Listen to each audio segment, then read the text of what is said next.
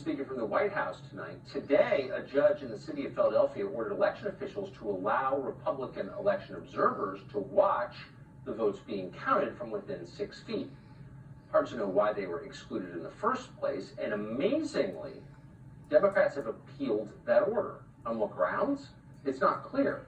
Why would you exclude people from watching something that affects the whole country?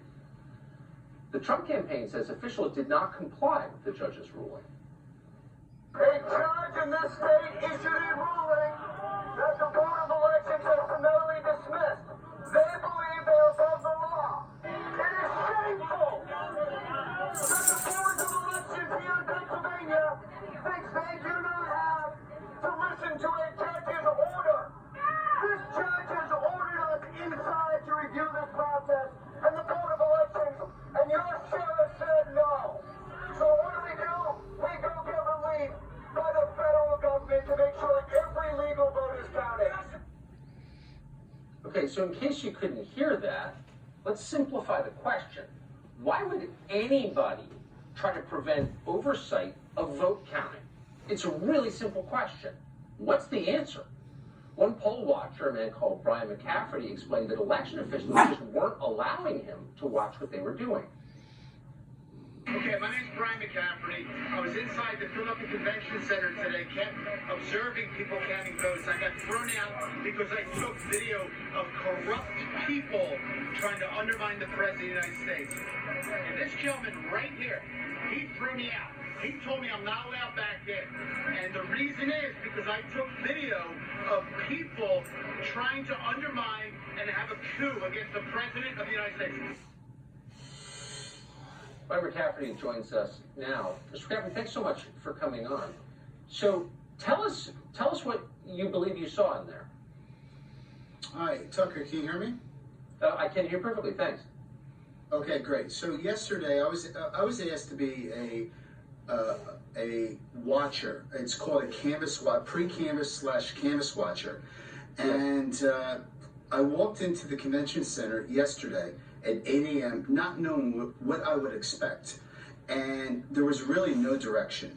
And it was complete chaos. And it was at that point that I had the opportunity to talk to one of the Trump attorneys. And I said, listen, we have a 50,000 square foot facility here. And we have steel barriers being set up. Let's say for optical purposes, 1/8 of the place is free for the people that are supposed to supervise to watch the people that are counting votes, which was a complete farce, okay? You can't make this up. You can see from the videos that I've sent to Fox News. And nobody gave any direction. There were 8-hour shifts, and you can do whatever you want. And I started watching, and I said, wait a second, you can't see anything. The closest desk, okay, let's put things in perspective. The closest desk was 30 feet. The farthest desk was probably 150 feet. And you knew this was orchestrated. Everybody had yellow jackets. Okay, that's how they orchestrated it. However, nobody knew where these people went. And I started looking to the right-hand corner. And at that point yesterday, I started taking videos. I said, what are those black trash bags in the right-hand corner of the Philadelphia Convention Center? And there was no communication. And when people asked questions, they were really, they wouldn't answer them. And at that point, you said to yourself, listen, something's wrong here.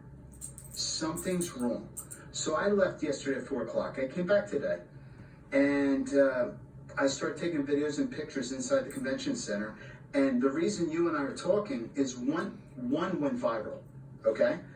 And I really feel sorry for this individual. His name's the Philly Godfather. He's one of the biggest handicappers, and Stu Varney has him on Fox all the time.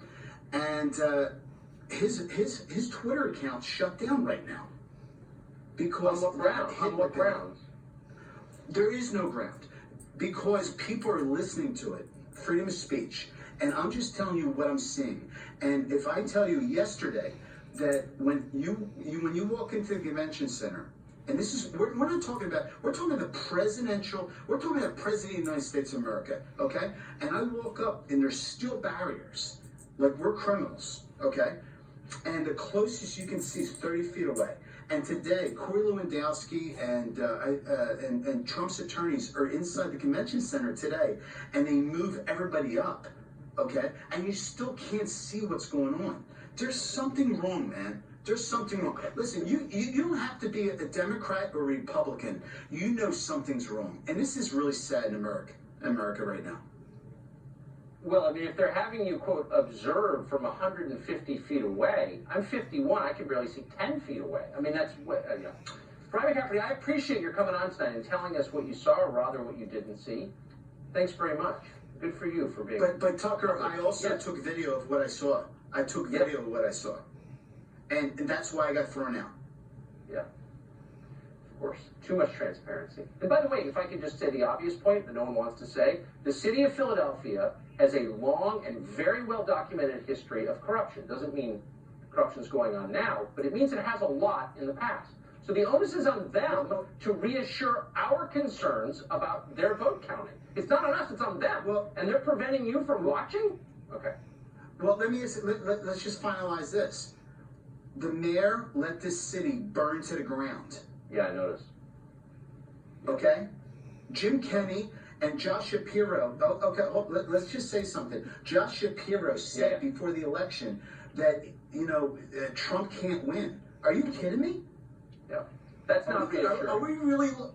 No, Tucker, are we going to let this happen? Yes or no?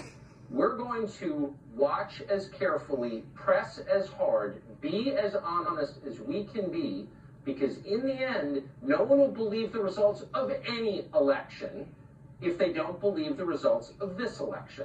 That's our view. We mean it. And so we're going to press forward. That's why we're having you on tonight, and we're happy to. Thanks, Brian. Thank you.